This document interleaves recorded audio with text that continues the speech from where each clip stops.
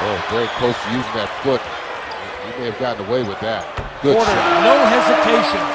And he's cautioned that this team would have to do better and even win the rebounding battle. But that's going to be difficult tonight as Porter drives, score the field goal, and he'll go to the line. It'll be difficult because if Nene is unable to play with the back spasms, he was a huge part last year. Put a little bit more emphasis and responsibility on Humphries. Look at this last move by Porter.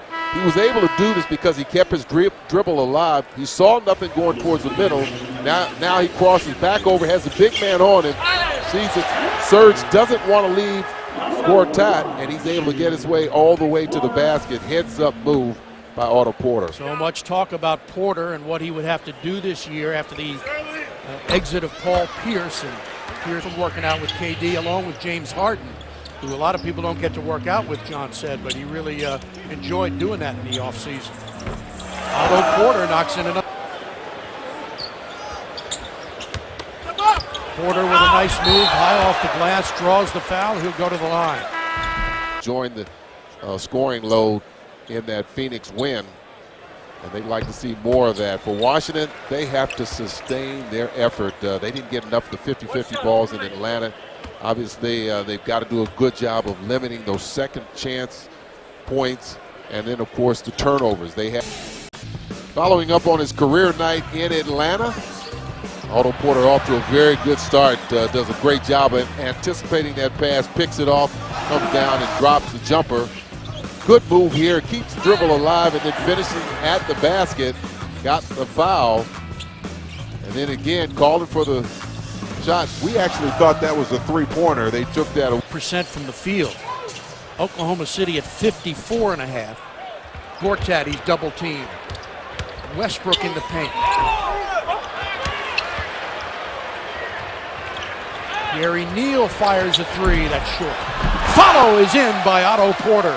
From this angle, it really looked like that ball was in the cylinder. Very close penalty situation. Yeah, but he was going across. He wasn't even in shooting motion, I don't think. Here's the three attempt, and that's a great shot. Porter pounded inside, and they'll call the foul on Enes Kanter.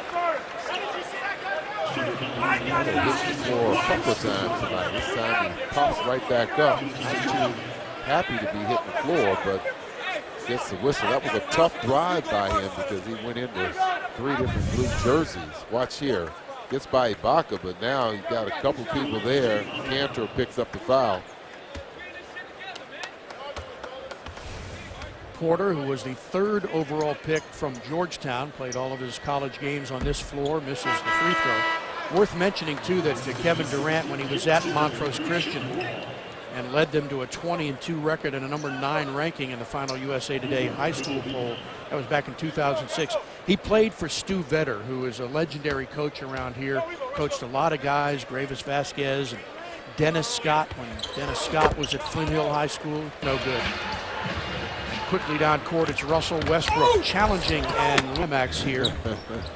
Billy Donovan in his first year in the game. Porter bumped by Roberson.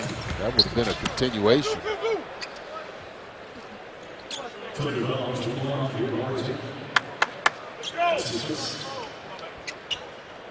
Last year against teams from the East, OKC had a record of 20-10.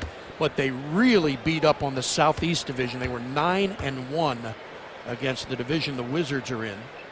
They didn't beat a lot of good teams. They went 14-27 against clubs 500 or better, but 31-10 against the losing squads. And when they won, they usually did it in impressive fashion. 58% of their victories came by double digits. We talked about those 8 consecutive 30.